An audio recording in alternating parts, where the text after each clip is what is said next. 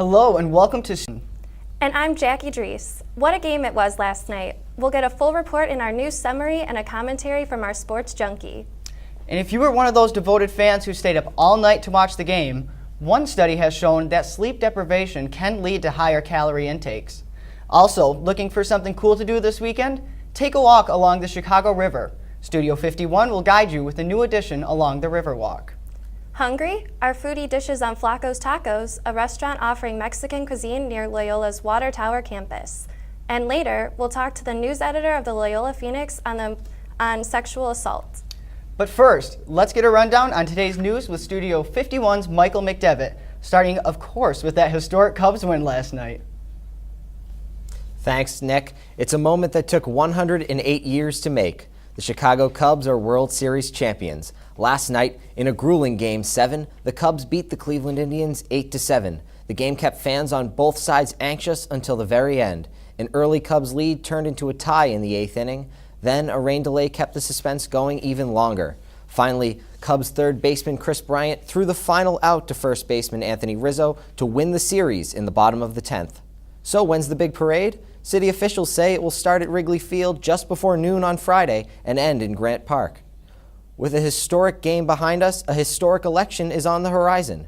The latest polls give Democrat Hillary Clinton a slight lead over Republican Donald Trump, but that lead has narrowed in the last week due to the FBI reopening an investigation into her emails. Both candidates are in North Carolina today. Trump will also stop in Florida, where analysts say he needs to win to have a chance at victory. Polls there give him a 4-point edge over Clinton within the margin of error. Overseas, Iraqi military forces are fighting to recapture the city of Mosul. Iraqi forces entered the ISIS stronghold for the first time in 2 years today. State Ministry of Defense officials say their forces are fighting head-to-head against ISIS militants who are desperately trying to hold the city. Back in Chicago, if you're looking for a place to celebrate the World Series, why not try the Riverwalk? And guess what? It has some new additions. Studio 51's Lauren Hames has more. Warm fall weather makes for a busy day along the banks of the Chicago River. Since its genesis in 2003, the Riverwalk is changing downtown. People come to the Riverwalk for a scenic stroll, a great view, and to get some exercise. Recently completed sections of the Riverwalk are encouraging economic growth with new retail space, like the City Winery, a local wine bar.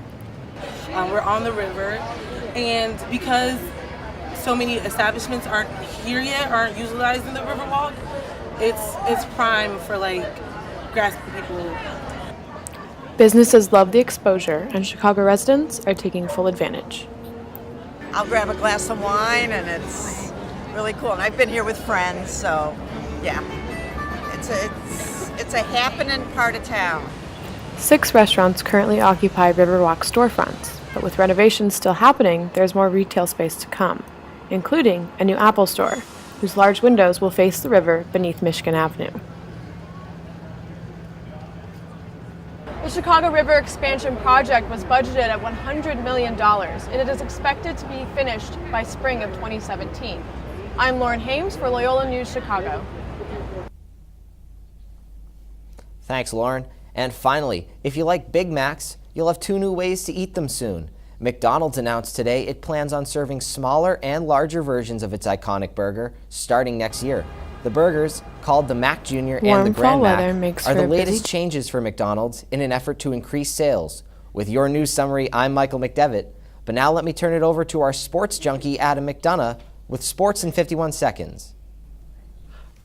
Thanks, Nick. Well, folks, you know it, I know it. It'll be a night none of us can forget. After clawing their way to an 8-7 victory in the game of the season, the Chicago Cubs are now proud owners of the World Series title. But let's be clear, this could be just the beginning. The team still has an explosive roster of young, long-lasting talent. Baez, Russell, Bryant, and Rizzo are all part of an infield team with only one player over the age of 24.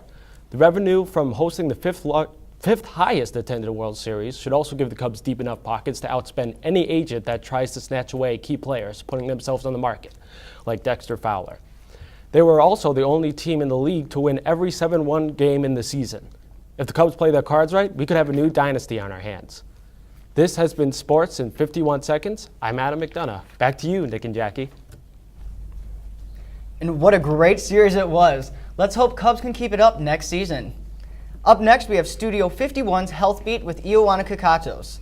Your lack of sleep may be increasing your calorie intake. For more on this, here's Ioana Kakatos. Sleep's something we all want more of, but did you know that not getting enough sleep can increase your calorie intake? According to the European Journal of Clinical Nutrition, people who don't get enough sleep consume an extra 385 calories. They also found that those who are sleep deprived reach for more unhealthy choices than those who receive a normal amount of sleep. New fitness trends are popping up everywhere. Fitness trackers are a new trend that have taken over Americans by storm. But now, a new study released that fitness trackers could help to save lives. According to the U.S. National Library of Medicine, activity monitors such as Fitbits not only can improve our lives, but also extend them. Tylenol, something we've all have taken at some point in our lives, has now been linked to birth defects in boys. A recent study found that boys that were exposed to Tylenol before birth were more likely to have symptoms of autism during their childhood. According to the Alliance for Natural Health, this isn't the first time scientists have found a connection between using this drug and a problem in pregnancies. By the FDA's own calculation, Tylenol is one of the leading causes of liver failure in Americans. And every year, over 78,000 people go to the emergency room from Tylenol overdose. For the Health Beat, I'm Ioana Kikatos. Back to you, Jackie and Nick. Thanks, Ioana. Good to know about that sleep deprivation. Coming up next, we sit down with Phoenix News editor Tricia McCauley for a closer look at the rising number of reported sexual assaults on campus. Stay with us, we'll be right back.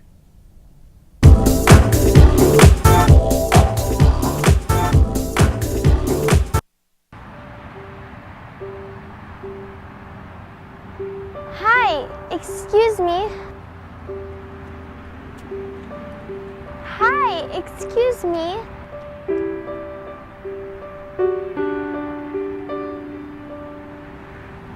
If you wouldn't buy a gun from a little girl, why would you buy one from an unlicensed dealer? Help support National Universal Background Checks. Visit ICHV.org today. You're young. You're in college. We get it. You're gonna drink. But how much?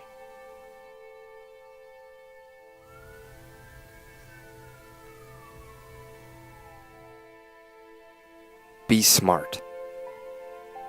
Think when you drink.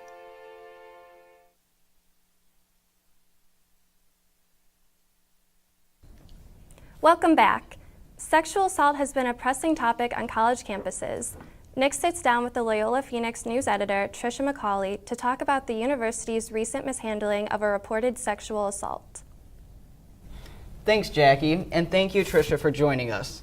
So we're going to start. So the Phoenix has been active in covering sexual assaults this semester. You guys recently released your first part of a two-part series called The Days After. Can you tell me a little bit about that and kind of what inspired you guys to cover it?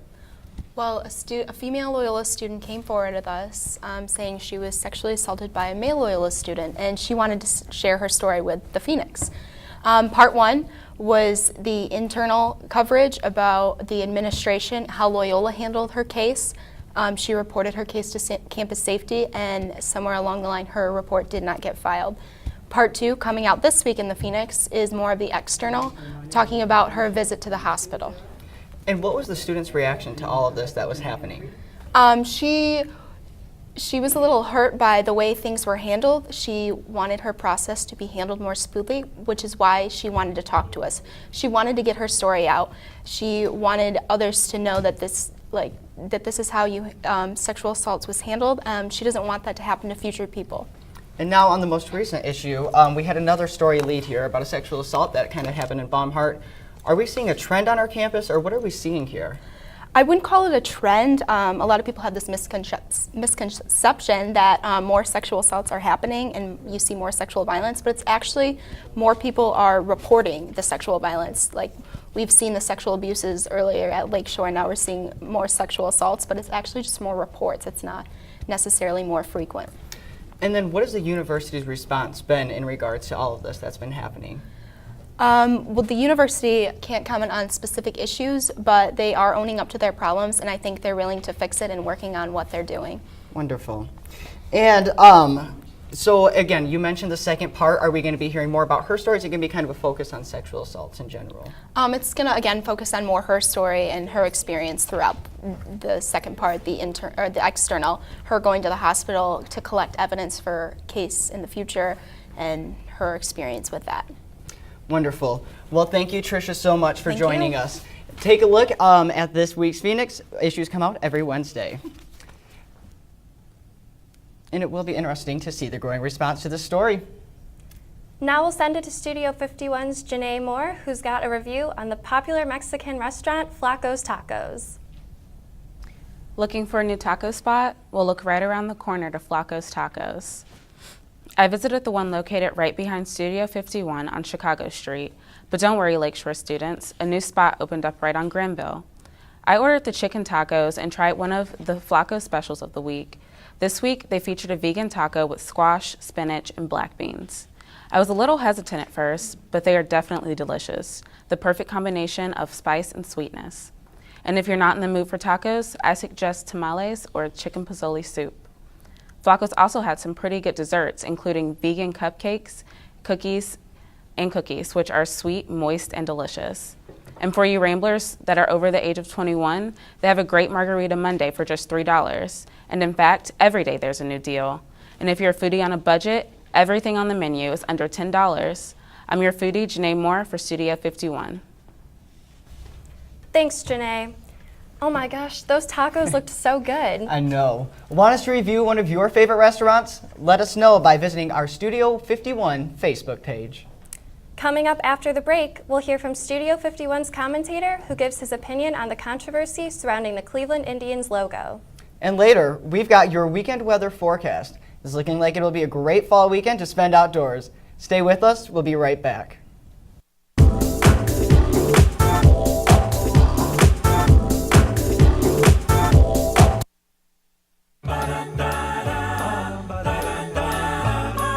Hi, I'm Penny Nelson, and I just got back from hanging out with my favorite couple, Mark and Steven.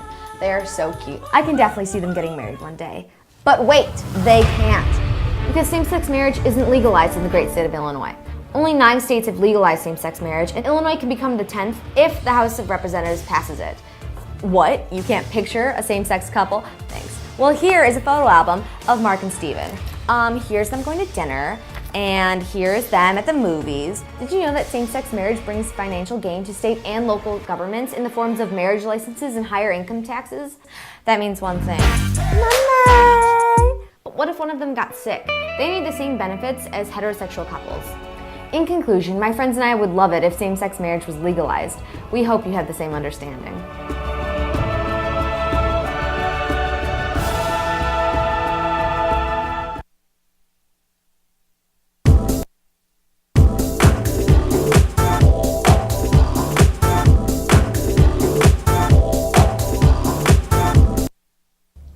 Thanks for staying with us. The World Series brought more to the national conversation than just baseball. Here's Studio 51's Alex Regala with more in this week's commentary. Some people are still criticizing the Cleveland Indians for their mascot and logo, Chief Wahoo. The logo, featuring a red-faced Native American with grotesquely large teeth and a bent nose, portrays what can only be described as a racist caricature. In a recent editorial piece from the New York Times, you can see a cartoon depicting what similar logos would look like for other ethnic groups. Imagine a logo depicting the Cleveland Asians, or the Cleveland Africans, or the Cleveland Hispanics. Those logos would cause outrage. When I saw these images, I was disturbed. To their credit, the Indians baseball team tried to create an alternate logo in 2013, but in these playoffs, the club went back to wearing the racist image in every postseason game. Cleveland fans defend the logo by claiming their attachment to Chief Wahoo is innocent. They say he reminds them of their childhood trips to the ball game, which could be valid, but this is 2016, and there has to be more sensitivity to the plight of Native Americans. There's no reason for a major sports team to continue to use that logo. While some fans might resist a logo change, the team should make a change. Fans will keep coming to the games as long as the team is competitive. For Studio 51 commentary, I'm Alex Regala. Thanks, Alex. What do you think about the logo? Visit our Facebook page and let us know. We've been lucky with some great fall weather, but is it here to stay? Studio 51's Bernadette Hoffman has your weather report. Nick and Jackie, the sun is peeking through and it is a beautiful autumn day. We've reached a high of 62 degrees with a low of 48 tonight and mostly clear skies. If you're planning on celebrating the Cubs' glorious victory, you've got the perfect fall weekend for it. Friday shows sunny skies with a high of 59 degrees and a low of 47 on the forecast. 47. On the forecast for Saturday, we have a high of 66 degrees during the day, but it will get a little chilly at night with a low of 46. So if you're planning a night out, I suggest you bundle up. To close out your weekend, enjoy a leisurely walk or a bike ride, because Sunday also predicts a clear day with a high of 67 degrees and a low of 47 degrees. This has been your weekend weather update with Bernadette Hoffman. Back to you at the desk. Wow, what great fall weather we're having, just in time for the Cubs victory parade tomorrow. Agreed. Fans that are planning to go along the parade route are going to want to arrive at a reasonable time. Well, that's all the time that we have today. Thank you for joining us. I'm Nick Colson. And I'm Jackie Drees. We'll see you next week.